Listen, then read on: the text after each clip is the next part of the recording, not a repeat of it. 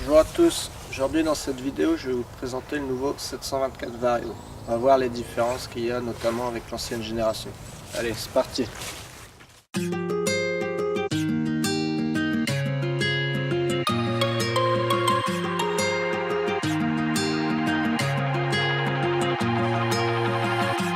Looking past my reflection, thinking about what you mentioned. It was supposed to be the one to take every last pain away. Nothing on our loving, maybe time told us that we were different. Did it break you down?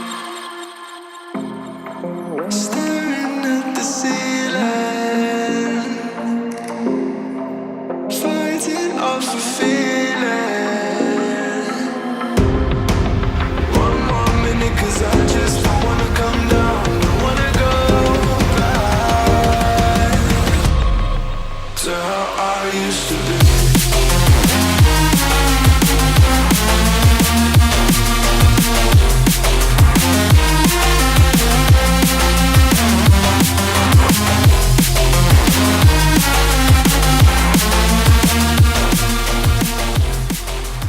Donc là on est à l'intérieur. Voilà, on voit le dégagement par rapport à un 800 ou un 900 sur la route, ça n'a rien à voir. Il y a une meilleure visibilité quand même. Ensuite les différences par rapport aux anciennes générations, je sais pas si c'est toutes les séries 7, 8, 9 ou juste les 700. Voilà, le volant bouge avec le tableau de bord. Toujours la pédale en bas. Ensuite les bonnes améliorations qu'ils ont fait, votre bouton de gyrophare se retrouve plus derrière la console de clignotant, donc ça c'est quand même une bonne chose. Ensuite comme changement, pas grand chose. Si sur ce modèle là la clim elle n'est plus sur la console centrale, elle est remis là-haut côté du poste, format standard quoi. Qu'est-ce qu'il y a d'autre? Les sorties de câbles, hein, c'est peut-être un peu mieux que... Ouais, c'est même carrément mieux que l'ancien clapet qu'il y avait. Ça c'est vrai que l'ancien était pas terrible quand même. Ah, on voit, voilà. Les bouchons, c'est pas mal foutu ça. Donc, ce sont des détails. Hein. Coupe batterie temporisée. C'est-à-dire vous coupez, vous appuyez sur le rouge et ça va se déconnecter dans une minute ou deux. Bon, ensuite on retrouve tout classique, hein, le joystick, l'hydraulique, relevage arrière, relevage avant, les profondeurs. Je ne vais pas vous refaire une description. J'ai la précédente vidéo que j'ai fait sur un 924 qui lui est par contre un écran qui n'est pas tactile, un ancien modèle, je sais plus, je connais pas exactement les dénominations, mais c'est pareil. Le siège aussi qui est quand même, il n'y a plus besoin de tirer le loquet pour le soulever. Petite extension, pratique, mieux que l'ancien ça. Ensuite rien de spécial, hein, les boîtes à gants, tout ça.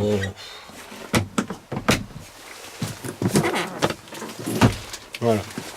Filtre de cabine je suppose. Je peux pas l'ouvrir.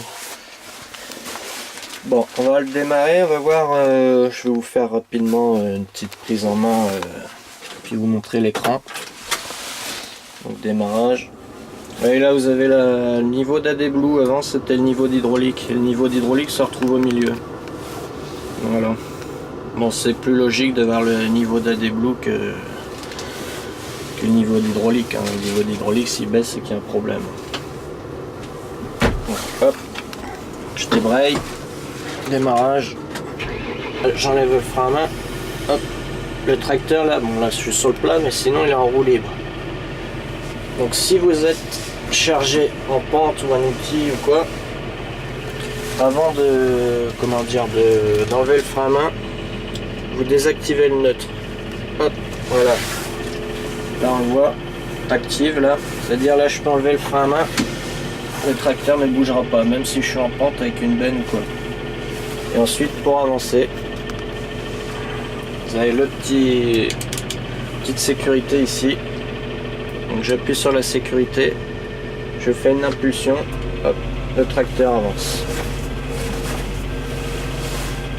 Voilà. Et là, je vais vous montrer, si je reste poussé, voilà, il accélère. Tout simplement.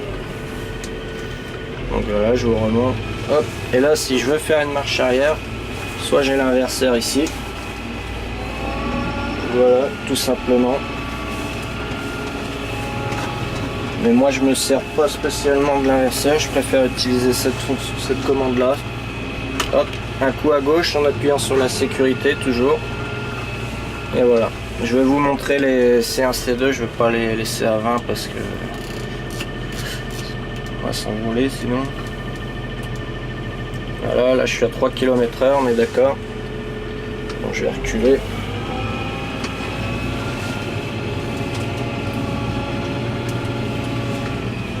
Donc voilà, là j'ai mon C1 à 3 km/h. Je le sélectionne. Donc là on voit il est orange. J'avance. Bon là je suis à, on va voir au compteur, je suis à 1 km. Une impulsion à droite. Hop, 3 km constant. Et si je veux l'arrêter, il suffit simplement de... Je tire le levier. Voilà, si vous avez d'autres questions sur quoi que ce soit ou d'autres... là je vous dis c'est vraiment une prise en main rapide. Après je vais pas vous remontrer, j'ai fait l'autre vidéo avec tous les boutons. Hein. Toujours pareil, hein, si vous êtes perdu un peu, vous avez le symbole tracteur là-haut. Hop, vous appuyez. Vous avez tout ce qui est capital. Donc relevage avant, relevage arrière. Donc là, vitesse de descente, vitesse de montée, point haut maximum. C'est prioritaire ou non. Là c'est toujours pareil, hein, échappe, marche arrière quoi. Les hydrauliques. Voilà. Là vous avez vos débits. Là c'est quand vous utilisez une temporisation, mais bon ça moi personnellement. Si là en infini, c'est si vous voulez un circuit, comment dire, vous avez un outil avec un circuit continu avec un retour libre quoi. Parce qu'on peut pas, on peut pas bloquer les manettes, donc vous le mettez en continu quoi, en infini en fin de compte. Donc ensuite vos débits, pardon, vos débits, vous appuyez sur le, pour sélectionner vos débits, vous appuyez sur le plus ou le moins que vous voulez. Là par contre le moins je suis à 25, hop 23, je vais le passer à 25. Voilà. C'est utile, ça permet d'adoucir les commandes. Si vous avez un outil qui se déplie brutalement ou autre, ça permet de régler. Là, c'est les démarrages progressifs ou non progressifs. Sachant aussi que ce distributeur-là, bon ça c'est, je suis pas 100% sûr de ce que je dis, mais je pense que si. Ce distributeur-là, vous avez les proportionnels. Ça veut dire vous allez le tirer un peu, il va être proportionnel comme un distributeur mécanique en fin de compte. Par contre, quand vous utilisez cela, c'est même sûr, c'est un interrupteur on-off. Donc vous n'avez pas du tout de progressivité. C'est pour ça que si vous utilisez cela, c'est important de ne pas les laisser forcément à 100% dans de leur puissance quoi. Donc puis ensuite là, vous appuyez là. Vous voyez, d'origine vous avez l'hydraulique vert sur le bouton vert, hein, ce qui est logique, position flottant. Vous pouvez inverser, vous pouvez mettre ce que vous voulez. Pareil pour ces boutons là que vous retrouvez là. C'est pas parce que le bouton est jaune ou autre que ça a été hydraulique jaune. Voilà, puis là vous remettez les réglages d'usine. Ouais, là vous appuyez là, c'est les inverses automatiquement. Voilà. Vous retrouvez avec le bleu et le jaune sur le joystick. Voilà, on a fait un tour grossier et rapide de la prise en main. Mais bon, comme je l'ai déjà dit, je ne vais pas refaire un doublon avec l'autre vidéo que j'ai fait. Donc je pense déjà que les deux vidéos, vous avez de quoi prendre en main 80% des fonctionnalités du tracteur.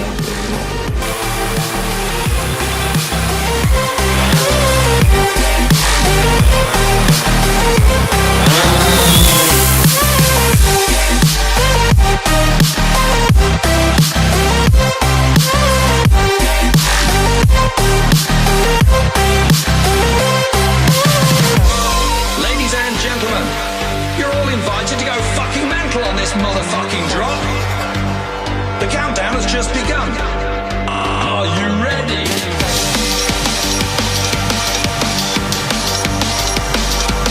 Let's go, go, go, go, go, go, go. So we're back from the dead.